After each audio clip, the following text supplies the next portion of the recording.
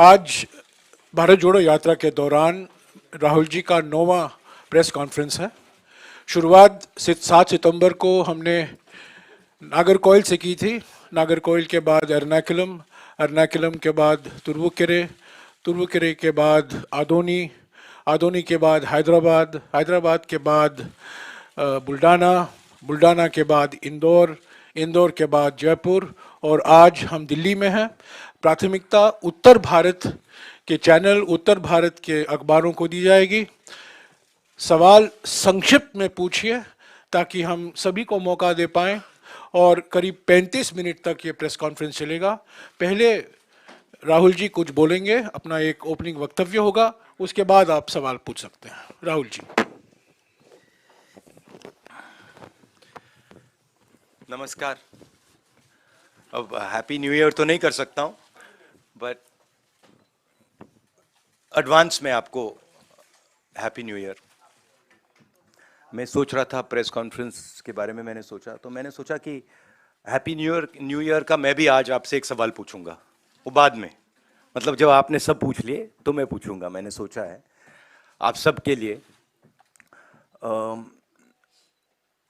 भारत जोड़ो यात्रा अब दिल्ली तक पहुंची है और हम सबको बहुत कुछ सीखने को मिला, समझने को मिला। बहुत अच्छा एक्सपीरियंस रहा है। लक्ष्य आप जानते हैं, हिंदुस्तान में जो डर, नफरत, हिंसा फैलाई जा रही है, उसके खिलाफ ये यात्रा है और मुझे लगता है कि काफ़ी सक्सेसफुल यात्रा रही है अभी तक, जो शायद हमने सोचा भी नहीं था, उससे भी ज़्यादा इस यात्रा ने अचीव कर दिया है। बेरोजगारी का मुद्दा भी है, महंगाई का मुद्दा भी है और जो हिंदुस्तान में इनकम इनइक्वालिटी आ रही है, चुने हुए लोगों के पास अरबों रुपए और बाकी हिंदुस्तान के पास कुछ नहीं, ये भी हमारा एक मुद्दा है। पर्सनली जब मैंने यात्रा शुरू की, मेरी सोच थी कि ये कन्याकुमारी से कश्मीर तक एक यात्रा है और मैंने अपने साथ में कुछ ले नहीं गया। मैंने कहा देखो, मैं जाऊंगा और मैं एक्सपीरियंस करूंगा, मैं कोई मतलब प्री कंसीव्ड नोशन नहीं ले जाऊंगा। तो शुरुआत ये थी कि शुरुआत में लगा कि भाई देखो हम पैदल चल रहे हैं, मगर फिर आस्ते आस्ते पता लगने लगा कि एक्चुअली ये जो यात्रा है, जिसको मैंने नदी भी कहा है, ये एक जीवित चीज है, इसकी एक आवाज है, इसकी भावनाएं हैं, फीलिंग्स हैं और ये एक प्रकार से हिंदुस्तान की भावनाएं हैं, फीलिंग्स हैं। तो ये यात्रा हमें ये चीजें बता रही है। तो मुझे एज ए इंडिविजुअल काफी सीखने को मिला और मैं सबको धन्यवाद करना चाहता हूं जो भी हमारे साथ आए। आप लोग में से बहुत लोग आए और खासतौर से जो हमारे ऊपर आक्रमण करते हैं, मेरे जो आरएसएस के, बीजेपी के मित्र हैं, उनको भी मैं धन्यवाद करना चाहता हूं, क्योंकि एक्चुअली हो क्या रहा है, जितना वो आक्रमण करते हैं उतनी हमको अपनी पोजीशन इंप्रूव करने का मौका मिलता है। तो मैं चाहता हूं, और मैं सीरियसली बोल रहा हूं, मैं चाहता हूं कि वो थोड़ा और जोरों से करें और अग्रेसिवली करें, तो कांग्रेस पार्टी को और हमें मतलब अपनी जो आइडियोलॉजी है वो अच्छी तरह समझ आए। एक प्रकार से मैं उनको अपना गुरु मानता हूं कि वो मुझे रास्ता दिखा रहे हैं कि क्या नहीं करना चाहिए, रिएक्ट कैसे करना चाहिए, और अच्छी ट्रेनिंग दे रहे हैं मुझे, तो उनका भी मैं धन्यवाद करना चाहता हूं। Thank you. Thank you. Jagran से संजय मिश्रा। राहुल जी, आपने ये यात्रा अभी तक जो अचीव की बहुत सफल रही। विपक्षी एकता जो इस समय दिखाई दे रही है, उस लिहाज से यात्रा को बहुत सफल शायद नहीं माना जाएगा, क्योंकि कई लोग आने से हिचक रहे हैं। आप इस बारे में क्या कहेंगे? नहीं, देखिए, जैसे मैंने कहा, मेरे लिए जैसे कल मैं किसी से बात कर रहा था, उन्होंने मुझसे पूछा कि देखो यात्रा के बाद क्या होगा, हमें प्लानिंग करनी है कि यात्रा के बाद क्या करेंगे। काफी लोगों ने कहा है ईस्ट वेस्ट यात्रा, कोई और कुछ और कह रहे हैं, और मैंने उनको जवाब दिया, देखिए ये जो हमारी यात्रा है ये हमें कुछ बताने की कोशिश कर रही है, ये हमें कुछ बोल रही है, और अगर हम उसको सुने बिना कुछ और काम करना शुरू कर दें कि भैया देखो यात्रा के बाद क्या होगा, तो एक प्रकार से ये जो हिंदुस्तान की आवाज है उसका अपमान है। तो मैं वो नहीं करना चाहता हूं। रही बात विपक्ष की, मैं जानता हूं कि विपक्ष के नेता सारे के सारे हमारे साथ खड़े हैं, और वो मतलब वो क्लियरली हमें मालूम है। बट आज के हिंदुस्तान में कंपल्शंस भी होते हैं, पॉलिटिकल कंपल्शंस होते हैं, दूसरे कंपल्शंस होते हैं। तो मैं उस पर कमेंट नहीं करना चाहता हूं कि क्यों आ रहे हैं, क्यों नहीं आ रहा है, कौन आ रहा है, कौन नहीं आ रहा। बस मैं ये कहना चाहता हूं कि भारत जोड़ो यात्रा के दरवाजे जो भी भारत को जोड़ना चाहता है उसके लिए खुले हैं, किसी को हम रोकने वाले नहीं हैं। दूसरी बात, विचारधारा में सिमिलैरिटीज होती हैं। देखिए, नफरत और हिंसा और मोहब्बत में सिमिलैरिटी नहीं होती है, डायमेट्रिकली ऑपोजिट चीजें हैं। मगर बहुत सारे लोग हैं, और उसमें से अखिलेश जी हैं, मायावती जी हैं, बहुत सारे लोग हैं जो मोहब्बत का हिंदुस्तान चाहते हैं, मैं जानता हूं, नफरत का हिंदुस्तान नहीं चाहते हैं। तो रिश्ता तो है उनके साथ, आइडियोलॉजिकल रिश्ता, और भारत जोड़ने का और नफरत को मिटाने का रिश्ता है। आज तक से सुप्रिया।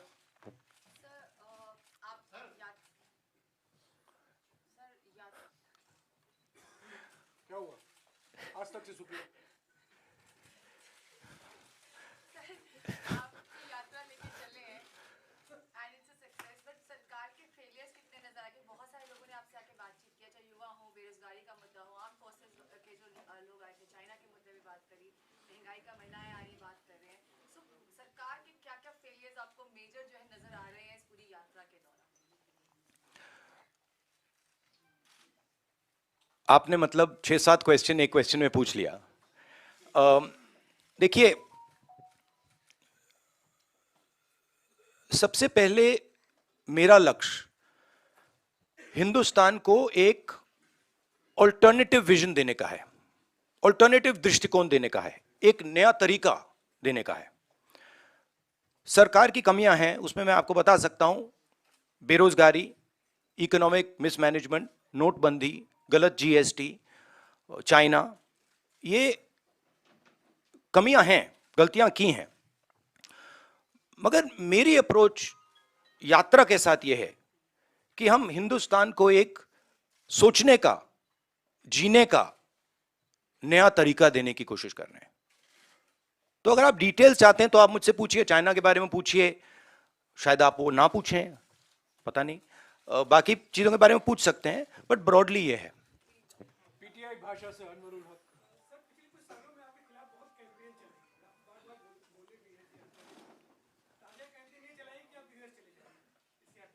हाँ, पता नहीं ये मतलब ये कहाँ है, ये मतलब दिल्ली में तो है ना हम, ये कहीं और बैठे हैं? ये भैया एआईसीसी ऑफिस है ना, है एआई अभी है ना? अच्छा, हाँ, तो मुझे पता नहीं, मतलब मुझे तो लग रहा है भैया, पता नहीं मेरी दूसरी रियलिटी हो, आपकी दूसरी रियलिटी हो, मगर मुझे तो ये न्यू दिल्ली दिख रहा है। और कुछ एक, हाँ, नहीं, वो तो बहुत कैंपेन चलाते हैं, उनके पास पैसे की कोई कमी नहीं है, कैंपेन ही कैंपेन चलाते रहते हैं। मगर जो मैंने कहा, और बड़ी इंटरेस्टिंग बात है, और मैं इसको 99% बिलीव करता था, 100% बिलीव नहीं करता था, मगर अब मैं 100% बिलीव करता हूं कि सच्चाई को कोई भी कैंपेन, कितना भी पैसा नहीं छिपा सकता, नहीं मिटा सकता। तो ये मेरे लिए बहुत मतलब इंटरेस्टिंग ऑब्जर्वेशन है। 3 से रवि सिसोदिया। और जैसे मैंने कहा, अभी कितने लगाए होंगे, 5-6 हजार करोड़ लगा दिए होंगे, थोड़े और लगाइए, कमी नहीं है पैसे की, डालिए और थोड़ा डालिए, लगाइए, कुछ असर नहीं पड़ता है। हाँ जी, रवि 80 से रवि सिसोदिया।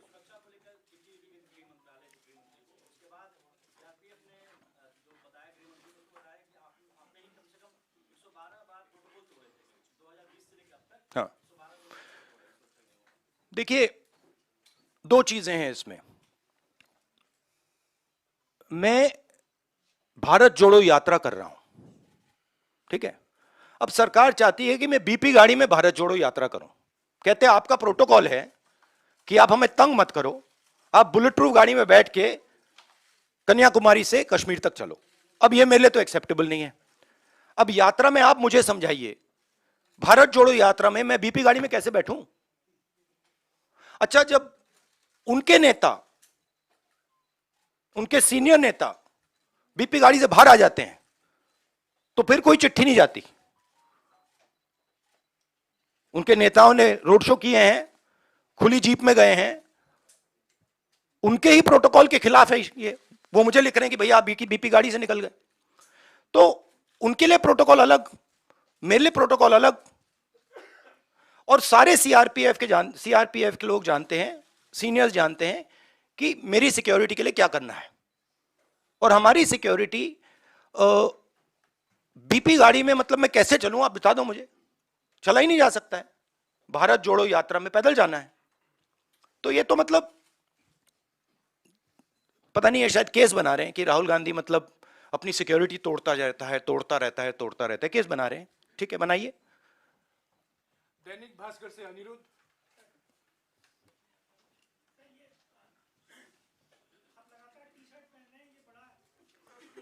भाई मुझे बताओ एक बात, मुझे समझा, मुझे समझ नहीं आ रही बात।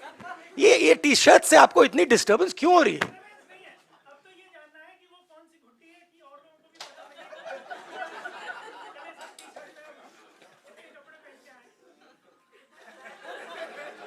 मतलब एक भी यहां टी शर्ट में नहीं बैठा है।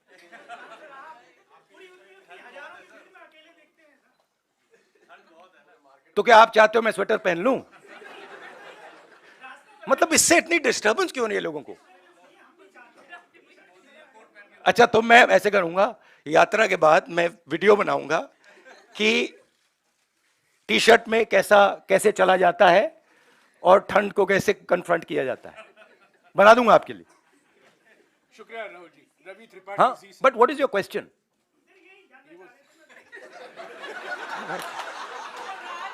मैं क्या बताऊं भाई? राज क्या?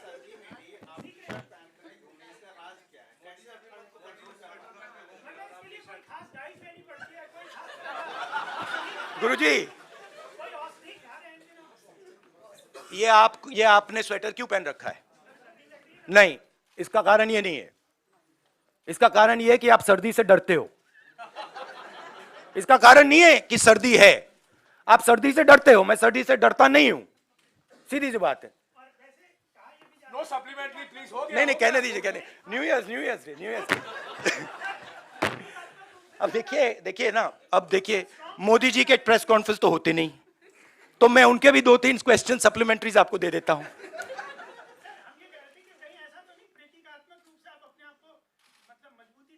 नहीं, एक्चुअली मैं आपको सीरियसली बताऊं, मुझे ठंडी नहीं लग रही अभी तक। और मैं पता नहीं, मुझे लग नहीं रही है। मगर मैं सोच रहा हूं कि जैसे ही मुझे ठंड लगनी शुरू हो जाएगी, मैं मतलब स्वेटर पहनना शुरू कर दूंगा। बट अभी तक मुझे ठंड नहीं लग रही है। रवि त्रिपाठी जी से।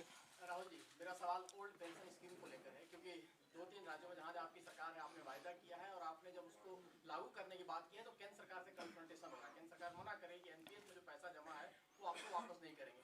तो ओल्ड पेंशन स्कीम को लागू करना कितनी बड़ी चुनौती है और 2024 के लिए भी क्या? नहीं, हमारा जो स्ट्रक्चर है, जो सिस्टम है, उसमें हमारे जो स्टेट्स हैं वो इंडिविजुअल डिसीजंस लेते हैं, हम उनको इंडिपेंडेंस देते हैं।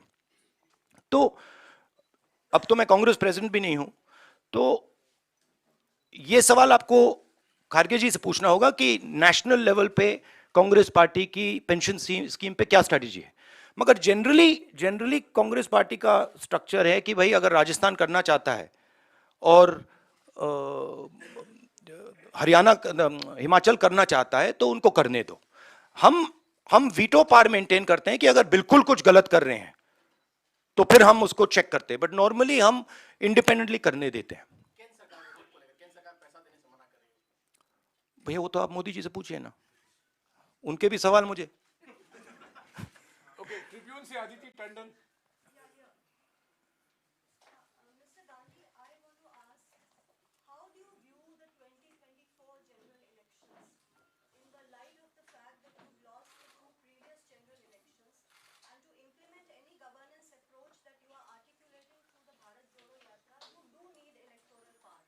What is your take on the elections and how important is that milestone? I think if the opposition stands effectively with a vision, what I am hearing from the ground, and what I am seeing from the ground, it will become very difficult for the BJP to win the election. But the opposition has to coordinate properly, and the opposition has to go to the people of India with a vision, with an alternative vision to the BJP, not just go to the people of India.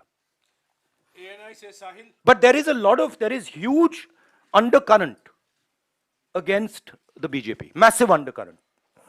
ANI से साहिल। Senior leader from the Congress party, Kamal Nath, has said that Rahul Gandhi will be the opposition PM face for 2024. Will you be the PM face? See, every time there's a press conference, there's one or two attempts to, completely take the attention and take it in that direction. Now, I don't fall for these type of things. My focus is on the idea that India should be united, that we fight hatred and anger with affection, love and harmony, and we are providing an alternative vision of this country. So I think that's what I would like to focus on. These questions, of course, you have to keep saying them, because this is the nature of media. So I'm going to let you keep doing that, and you can enjoy yourself doing it, and I'll also have a little fun while you do it. Navbharat times से Rajesh Mittal. Navbharat times से Rajesh Mittal. Namaskar. यात्रा ने आपको देश के बारे में समझ जो है वो बढ़ाई है। इस समझ के आधार पर अगर आप आज देश के प्रधानमंत्री बन जाएं तो 5 बातें आप क्या करेंगे सबसे पहले? नहीं, सबसे पहले ये हाइपोथेटिकल क्वेश्चन है, तो मैं इसका जवाब प्रधानमंत्री के बेसिस पे नहीं दूंगा, मगर मैं ये जरूर कह सकता हूं कि जो हमारा शिक्षा का सिस्टम है, मैं पहले सोचता था कि इसमें स्ट्रक्चरल प्रॉब्लम्स हैं, मगर ये अपना काम कर रहा है। आज मैं सोचता हूं कि ये अपना काम ही नहीं कर रहा है। जो हम अपने बच्चों को विजन दे रहे हैं, जो उनका इमेजिनेशन है, जो हमें देना चाहिए, हम दे ही नहीं रहे। तो अगर आप, सबसे शॉकिंग चीज मैं आपको बताता हूं, मैं कन्याकुमारी से अब दिल्ली तक आया हूं, कितने 108 दिन हो गए। 108 दिन में मैंने हजारों बच्चों से बात की है, और हर बच्चे से मैंने पूछा है तुम यूनिवर्सिटी के बाद, कॉलेज के बाद क्या करना चाहते हो। हजारों बच्चों से पूछा है और मुझे सिर्फ 5 जवाब मिले। मतलब एक लड़की ने मुझे कहा कि मैं अपना छोटा बिजनेस चला रही हूं, और एक लड़के ने कहा कि मैं मैकेनिक बनना चाहता हूं। बट 99.9% लोग कह रहे हैं मैं लॉयर, डॉक्टर, इंजीनियर, आईएएस, जज। मतलब हमारा एजुकेशन सिस्टम हमारे बच्चों को कह रहा है कि जिंदगी में तुम्हारे पास 5 काम है, और रियलिटी ये है, रियलिटी सच्चाई ये है कि ये सब बच्चे इंजीनियर नहीं बन सकते, डॉक्टर नहीं बन सकते, लॉयर नहीं बन सकते। तो ये झूठ है। तो हम अपने बच्चों को झूठ बोल रहे हैं। मैं पूछता हूं, बच्चे आते हैं, कहते हैं क्या करना चाहते हो? आईएएस। अच्छा, आईएएस में कितने लोग जाते हैं हर साल? आप अंदाजा लगाइए, जवाब क्या मिलता है? मैं पूछता हूं कितने लोग आईएएस में हर साल जाते हैं? बच्चे क्या कहते हैं? क्या लगता है? अच्छा आप बताइए कितने लोग जाते हैं आईएएस में? 250। बच्चे कहते हैं 5 लाख, 6 लाख, 1 लाख, 2 लाख, 3 लाख। जब मैं उनको कहता हूं भाई 150 जाते हैं, 2-3 को मैंने गलती से कह दिया, एक लड़की को कह दिया, वो रोना शुरू कर दी कि देखिए हम उनको सही इमेजिनेशन ही नहीं दे रहे हैं, हम उनको रास्ता ही नहीं दिखा रहे हैं। तो पहला काम जो एजुकेशन सिस्टम है, और ये टॉप डाउन, ये इमेजिनेशन को मारने का एजुकेशन सिस्टम है, ये एजुकेशन को खोलता नहीं है। तो सबसे बड़ा काम, और ये शायद 2-3-4 साल में नहीं होगा, मगर डायरेक्शन ये होना चाहिए। और जो न्यू एजुकेशन पॉलिसी वो तो बिल्कुल दूसरे डायरेक्शन में जा रही है। तो पहली ये बात है। दूसरी बात, ये खुले तरीके से बोल दूं तो ये रेंट सीकिंग नेशन है, इसे प्रोडक्शन नेशन बनना चाहिए। फर्क है। ये जो देश है, जो प्रोड्यूसर है, जो प्रोडक्शन करता है, जिसके पास स्किल है, चाहे वो किसान हो, चाहे वो मैकेनिक हो, चाहे वो बढ़ई हो, मोची हो, नाई हो, जो भी हो, जिसके पास स्किल है, सबसे पहले उसकी मदद नहीं करते हैं। तो दूसरी बात, उसकी स्किल को डिस्ट्रॉय करने की कोशिश करते हैं, और उसको मतलब जो उसकी स्ट्रेंथ है उसको मार मार के उससे निकाल देते हैं। और बिना स्किल के रिस्पेक्ट किए ये देश कभी अपने युवाओं को रोजगार नहीं दे सकता है। सिंपल बात है। तो दूसरी चीज ये है। तीसरी चीज है कि, और ये मैं थोड़ा जो बॉर्डर पे हो रहा है उसके बारे में कहना चाहता हूं। जो देश में हिंसा है, नफरत है, केओस है, इसका असर, इसका इफेक्ट दूसरे देश देखते हैं और उसका फायदा उठाते हैं। हमारी जो कंफ्यूज्ड फॉरेन पॉलिसी है, जो एक प्रकार से event based non strategic foreign policy है, उससे हिंदुस्तान को जबरदस्त नुकसान हो रहा है और बहुत भारी चोट लगेगी। और मैं इसको दोहराता जाता हूं मगर कोई सुनता नहीं है। जैसे मैं कोविड के समय दोहरा रहा था कि भाई प्रॉब्लम आ रही है, कोई सुनता नहीं है। तो ये भी बहुत जरूरी चीज है। बट मेन ये कुछ नहीं हो सकता अगर एक हिंदुस्तानी दूसरे हिंदुस्तानी से नफरत करता है, एक आदमी दूसरे को मारने की कोशिश कर रहा है, ये कुछ नहीं हो सकता। तो फाउंडेशन मोहब्बत, एकता, इज्जत, रिस्पेक्ट है। न्यूज 18 से अरुण कुमार सिंह।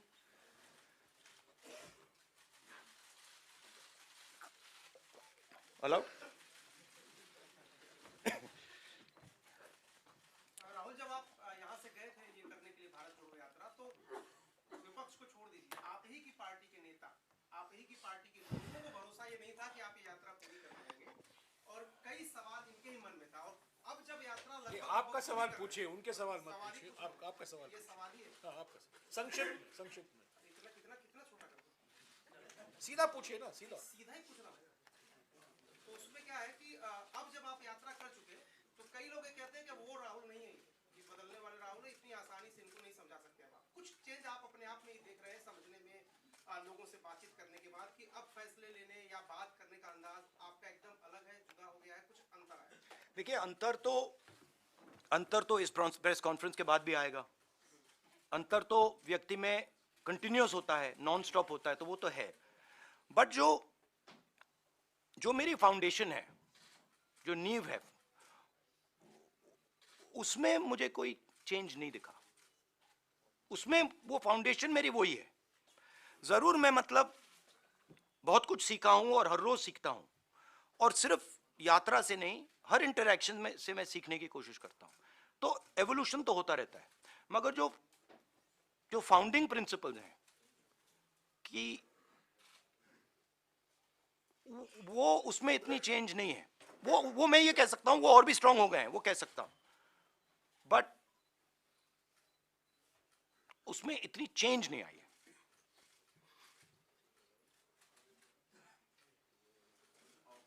टेलीग्राफ से संजय झा।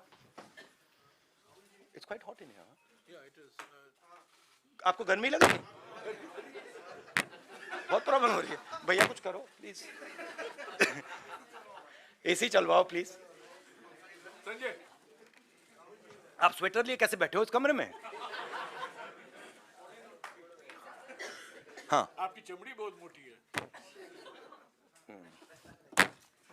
राहुल जी, प्रधानमंत्री ये कहते हैं कि अमृतकाल चल रहा है, भारत जोड़ो यात्रा का डिस्कोर्स कुछ और ही है, ये डायकोटोमी आप किस तरह से देखते हैं?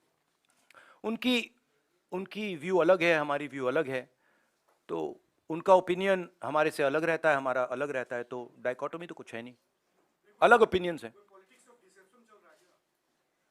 नहीं, अलग व्यू पॉइंट्स हैं। उनका व्यू पॉइंट दूसरा है, हमारा व्यू पॉइंट दूसरा है, विचारधारा दूसरी है, विचारधारा की लड़ाई है। उनको अपनी व्यू पॉइंट रखनी चाहिए।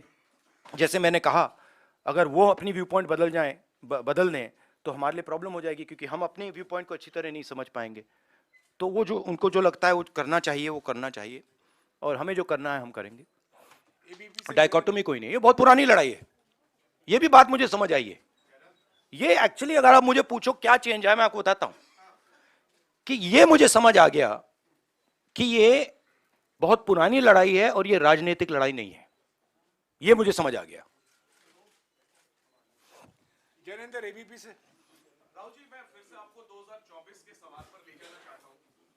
आपने कहा कि अखिलेश जी को, मायावती जी को भी मोहब्बत का हिंदुस्तान चाहिए, लेकिन अभी अखिलेश जी ने कहा था कि कांग्रेस और बीजेपी एक जैसे हैं। सवाल मैं ये पूरा करना चाहता हूँ कि एक तो इस पर आपकी क्या प्रतिक्रिया है, और दूसरी बात ये कि आपने कहा कि बीजेपी के खिलाफ एक सवाल प्लीज। नहीं, एक सवाल प्लीज। आपने पूछ लिया ना सवाल का जवाब दीजिए। एक सवाल प्लीज। नहीं, ये तो पूरे देश को ऑब्वियस है कि बीजेपी और कांग्रेस एक हो ही नहीं सकते, क्योंकि अगर बीजेपी और कांग्रेस एक होते तो नरेंद्र मोदी कांग्रेस मुक्त भारत की तो बात कभी नहीं कर सकते। मतलब हो ही नहीं सकता कि अगर बीजेपी के नेता कह रहे हैं कांग्रेस मुक्त करो, इसका मतलब वो कह रहे हैं कि बीजेपी को भी मुक्त कर, बीजेपी इसको भी मिटा दो। वो तो नहीं कह रहे हैं। तो ये तो पूरा देश जानता है कि कांग्रेस और बीजेपी आइडियोलॉजिकली बिल्कुल अपोज्ड हैं, और ये पुरानी लड़ाई है, पुरानी विचारधारा की लड़ाई है। बट अखिलेश जी की भी जगह है, और उनको ये ऑप्शन, मतलब बोलने का ऑप्शन मिलना चाहिए, और उनका पर्सपेक्टिव है वो उनके लिए ठीक है। हमारा पर्सपेक्टिव है कि हमारी लड़ाई बीजेपी के साथ है, विचारधारा की लड़ाई है, पुरानी लड़ाई है, और इसको हम जीतेंगे। इशदरीता लाहिरी, नहीं, नो सप्लीमेंट्री प्लीज। इशदरीता लाहिरी। नहीं, एक बात मैं कहना चाहता हूं, देखिए एक बात जरूरी है कि ये आइडिया अब ये टैक्टिकल पॉलिटिकल फाइट नहीं रही। मतलब कि उसमें एक ग्रुप वहां आ जाए और एक ग्रुप मिलके बीजेपी को हरा दे। अब वो गाड़ी गई। क्यों? क्योंकि हिंदुस्तान का जो पूरा इंफ्रास्ट्रक्चर है, इंस्टीट्यूशनल फ्रेमवर्क जो है, अब वो एक विचारधारा के हाथ में है। ठीक है? और अब वो हिंदुस्तान की पॉलिटिकल स्पेस को पूरी तरह से डोमिनेट कर रहे हैं। अब उनको हराने के लिए एक विचारधारा की जरूरत होगी। और मैं ऑपोजिशन की बहुत रिस्पेक्ट करता हूं, और ऑपोजिशन के लोग मुझे बहुत अच्छे लगते हैं, और मगर मैं ये कहना चाहता हूं कि अगर आप समाजवादी पार्टी को देखें तो उनके पास एक नेशनल विचारधारा नहीं है। वो यूपी में जरूर उनकी पोजीशनिंग है और उसको उन्हें डिफेंड करना है, शायद उसलिए ना आए, बट नेशनल विचारधारा नहीं है। समाजवादी पार्टी का आइडिया केरला में नहीं चलेगा, कर्नाटक में नहीं चलेगा, बिहार में नहीं चलेगा। ठीक है? तो एक सेंट्रल आइडियोलॉजिकल फ्रेमवर्क स्ट्रक्चर की जरूरत है, वो कांग्रेस पार्टी ही दे सकती है, और वो हमारा रोल है। मगर हमारा रोल ये भी है कि जो ऑपोजिशन के लोग हैं वो कंफर्टेबल फील करें और उनकी रिस्पेक्ट हो, म्यूचुअल रिस्पेक्ट। मतलब वो भी हमारी करें, हम भी उनके करें।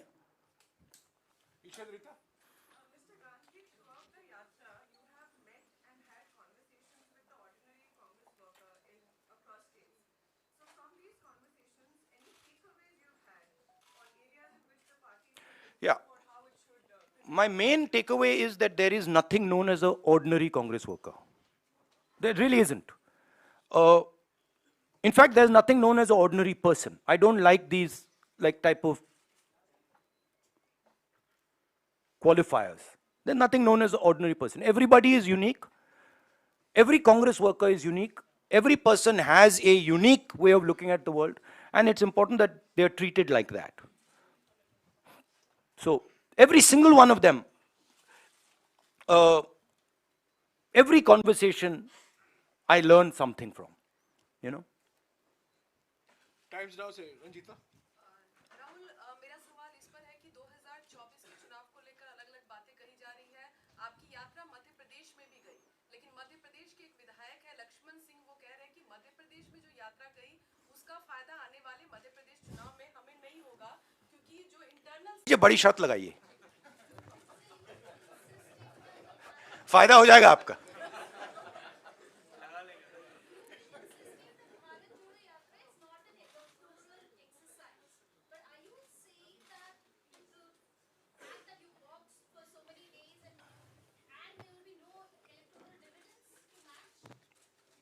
No, I'm not saying that. You're saying that. No, I'm not saying that at all. In my mind, as I said earlier, the yatra is a conversation. And I don't think it's fair for me to make any comments before that conversation is over.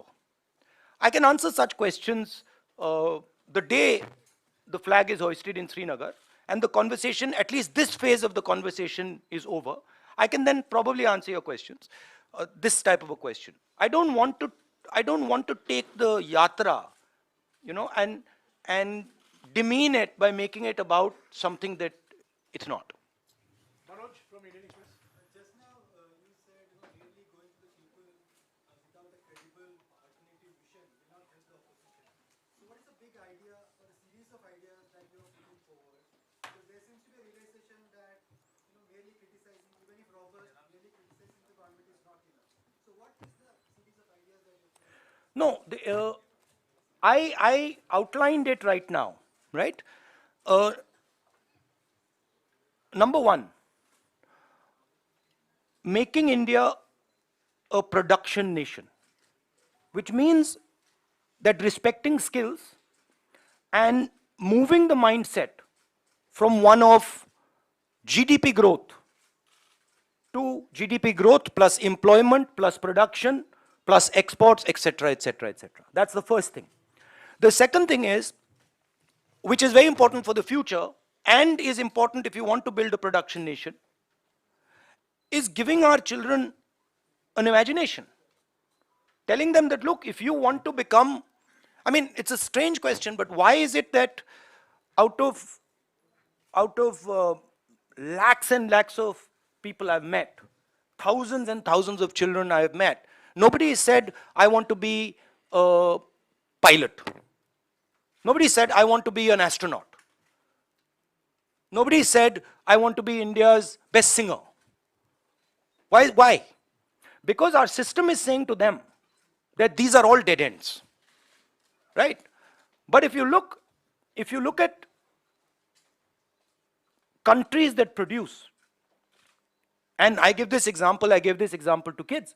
If you look at company like Honda, company like Toyota, the people who founded these companies were mechanics. But no mechanic in India can ever imagine that he could one day be the head of a 1,000, 2,000, 10,000 crore company. Now, if we want to produce, that has to change. So we have to give him the structures that will allow him to do that will allow his imagination to do that. Right? And then the final thing is, we can see what is going on in the planet. We can see the turmoil that is taking place. And I am absolutely convinced that India has a place, central place in the planet, on the planet. Right? And I don't view it so much as, look how powerful India is. We are powerful. But we were not that powerful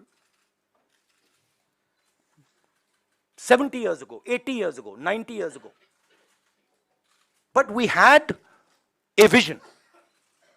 Right? When Mahatma Gandhi, for example, was speaking about the Indian freedom movement, people in the United States, people in the Soviet Union, everywhere were listening to him. Why? Because there is something very powerful called Indian values, Indian philosophies, Indian thinking. And that's actually our strength. And we're destroying it. So when we make one Indian fight with another, when we are not harmonious, when a foreigner comes to India and he feels terrified that something might happen to him, we are attacking our own system. So these are the type of things that would be part of an alternative vision. Also, by the way, I don't see why only 2 or 3 or 4 people should benefit from the wealth of this country. I just don't understand it. Right? So, a sense of equality. There is a place for large business, I absolutely agree, and they have a central role in India in its future. But it cannot be that there are 2 or 3 business people who run this country. It just cannot be. TV9 से कुमार विक्रांत। राहुल जी, आपकी भारत जोड़ो यात्रा उत्तर प्रदेश जा रही है और वहां पर भारतीय जनता पार्टी के सांसद वरुण गांधी वही भाषा बोल रहे हैं जो भाषा आप बोल रहे हैं, जो भाजपा के नेता नहीं बोलते। क्या वरुण गांधी के लिए कांग्रेस पार्टी में जगह है? क्या वरुण गांधी को आप चाहेंगे वो भारत जोड़ो भैया ये आपको हमारे जो कांग्रेस प्रेसिडेंट है, ये सवाल आपको उनसे पूछना पड़ेगा। स्वागत किसी का भी है, बट वो बीजेपी के हैं तो उनका वहां पे प्रॉब्लम तो होगा।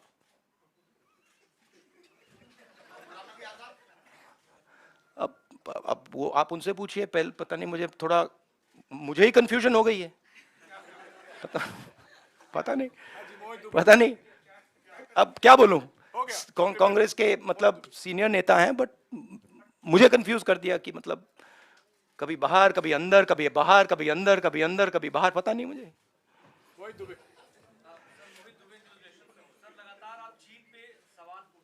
आपने पूछ लिया आज। मैं अभी बोलने वाला था कि चीन का नहीं पूछा। हाँ, सर, आपने जयपुर में भी सरकार से जवाब मांगा था, पार्लियामेंट सेशन भी चल रहा था, पार्लियामेंट में भी आप लोग चर्चा की मांग कर रहे थे, सरकार वहां भी तैयार नहीं हुई। अब राहुल गांधी का क्या स्टैंड है, क्योंकि लगातार आप ये कह रहे हैं कि अतिक्रमण हो रहा है, वहां सीमाएं सुरक्षित नहीं है। देखिए, सबसे पहले मैं एक बात क्लियरली कहना चाहता हूं।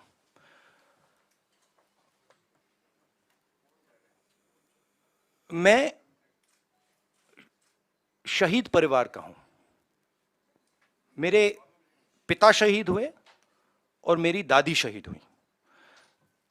यहां पे कोई है जिसके फैमिली में कोई शहीद हुआ? कोई है यहां पे? आप हैं? हाँ, आपके ब्रदर। तो आपको मालूम है कि कैसी चोट लगती है, क्या फीलिंग आती है। ठीक है, तो मैं समझता हूं और मैं जानता हूं जब एक युवा अपनी जान देने के लिए खड़ा होता है और जब वो शहीद होता है तो उसके परिवार को क्या होता है, मैं जानता हूं, समझता हूं। और बीजेपी के टॉप लीडरशिप में कोई नहीं है जो समझता है। ये मतलब अच्छी बात, खराब बात नहीं है, बट रियलिटी है कि उनके परिवार में कोई उनके पिता या उनकी दादी शहीद नहीं हुए। तो मैं बहुत क्लियरली समझता हूं और मैं ये भी चाहता हूं, मेरी जनरल अप्रोच ये है कि मैं चाहता हूं हमारा एक भी सिपाही किसी भी फोर्स का ना शहीद हो। ये मेरी स्टार्टिंग पोजीशन है कि मतलब मैं ये नहीं चाहता हूं कि हम इस चीज को कैजुअली लें कि हम सेना को राजनीतिक फायदे के लिए यूज कर रहे हैं और उसका नुकसान हमारे जवानों को, उनके परिवारों को हो। तो ये मेरे लिए बिल्कुल मतलब सैक्रोसेंट है, मैं ये नहीं करना चाहता हूं। ठीक है, मगर और जो मैं समझता हूं जो बॉर्डर पे हमारे जवान आज खड़े हैं, आप मेरी टी शर्ट की बात कर रहे हो, मगर मैं जानता हूं वहां आज खड़े हैं सियाचिन में, उधर हिमालय पे। मैं जानता हूं कि उनको क्या डिफिकल्टीज सामना करनी पड़ती है और मैं उनसे प्यार करता हूं, हर सोल्जर से। और मैं चाहता हूं कि उनको कुछ ना लगे, चोट ना लगे। जब नेशनल लेवल की लीडरशिप स्ट्रेटेजिकली काम नहीं करती है, इंटरनेशनल रिलेशंस में, जियोपॉलिटिक्स में एकदम रिस्पॉन्स आता है। और हमारी सरकार ने जो चाइना का मामला है उसको कंप्लीटली मिसहैंडल कर दिया है, ठीक है। और मैं आपको मेरी थिंकिंग है, देखिए हमारी फॉरेन पॉलिसी का क्या लक्ष्य था और कांग्रेस पार्टी ने सक्सेसफुली क्या किया था कि चाइना को और पाकिस्तान को एक कभी नहीं होने देना है। यह सेंट्रल हमारा कॉन्सेप्ट था, ठीक है। और यह काम हमने बहुत सक्सेसफुली किया, यूपीए 2 तक। आज पाकिस्तान और चाइना एक हो गए हैं, और यह कोई मामूली बात नहीं है, यह बहुत गहरी बात है, यह डेंजरस बात है, ठीक है। और ये क्यों हुए हैं? क्योंकि हमारी सरकार ने मिसहैंडल किया है। हमारी सरकार ने फॉरेन पॉलिसी, आपको सेना, वायुसेना, नेवी, जो भी हमारे स्ट्रक्चर्स हैं उनकी बात सुननी है। वो क्या कह रहे हैं उनकी बात सुननी है, उसकी रिस्पेक्ट करनी है। इसका मतलब जो आप पॉलिटिकल यूज कर रहे हो उसको आपको बंद करना पड़ेगा एकदम, ठीक है। दूसरी बात, जो हमें प्रिकॉशंस लेने हैं, और वो मिलिट्री प्रिकॉशंस हैं मगर नॉन मिलिट्री प्रिकॉशंस है, वो आप शुरू कर दीजिए। तीसरी बात, जो बॉर्डर पे हो रहा है उसको आप छुपाइए मत, क्योंकि चाइना को मैसेज जा रहा है। देखिए चाइना 2000 स्क्वायर किलोमीटर हमारी जमीन ले गया है। चाइना को मैसेज, प्रधानमंत्री जी ने कहा कि कोई अंदर नहीं आया, मैं आपके घर के अंदर आ गया, ठीक है। और फिर मैंने आपसे कहा भैया मैं नहीं, आपने मुझसे कहा कि नहीं, तो आप तो आए नहीं, तो मैं कौन सा मैसेज ले जाऊंगा? तो ये मैसेज उनको जा रहा है। तो हमें क्लियरली ये कहना है भैया आप अंदर आए हो, पब्लिकली कहना आप अंदर आओ, निकलो यहां से। तो ये सरकार इस पे कंफ्यूजन में है, और मैं चाहता हूं कि ये कंफ्यूजन हटे। अब मेरे बारे में क्या करते हैं, जब मैं सरकार की बात करता हूं एकदम कहते हैं मैं आर्मी की बात कर रहा हूं। नहीं, मैं आर्मी की बात नहीं कर रहा हूं, मैं सरकार की बात कर रहा हूं। सरकार में और आर्मी में फर्क है। सरकार ने गलत निर्णय लिए हैं तो सरकार को आर्मी के पीछे, नेवी के पीछे, एयरफोर्स के पीछे नहीं छुपना चाहिए, ये कायरता है। और सरकार को ओन अप करना चाहिए कि हमने ये किया, ये गलती हुई, अब इसको हम ठीक कर रहे हैं और हम उनको मदद करेंगे। पूरा ऑपोजिशन, सिर्फ मैं नहीं, पूरा ऑपोजिशन सरकार को मदद करेगा। मगर बताइए तो क्या हुआ? शुक्रिया राहुल जी। आखिरी सवाल संजीव चोपड़ा। अरुणाचल में सेना पीटने वाले हो गया प्लीज।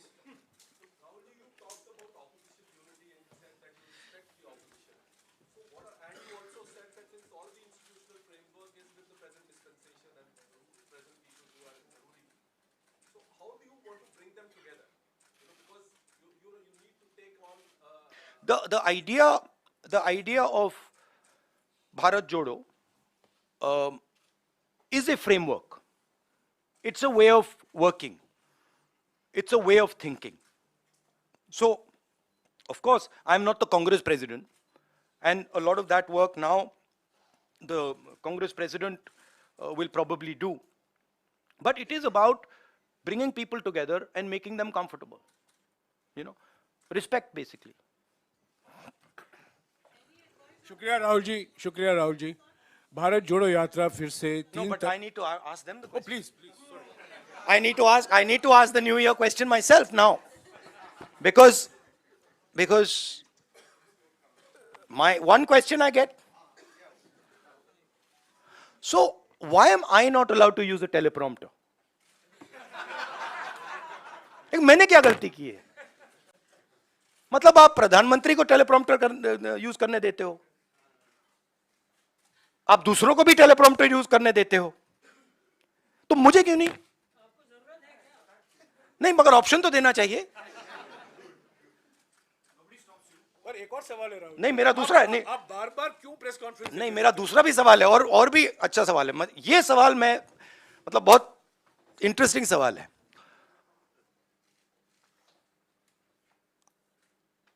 आपने वो अदानी जी को वो ऑप्शन दे दिया जो आपने प्रधानमंत्री को भी नहीं दिया, कुर्सी बदलने का। तो मतलब ये हो क्या रहा है? अदानी जी को टेलीप्रॉम्प्टर, कुर्सी बदलने का ऑप्शन, प्रधानमंत्री को टेलीप्रॉम्प्टर का ऑप्शन, और हमें कुछ नहीं। मतलब हमने क्या गलती कर दी? Thank you.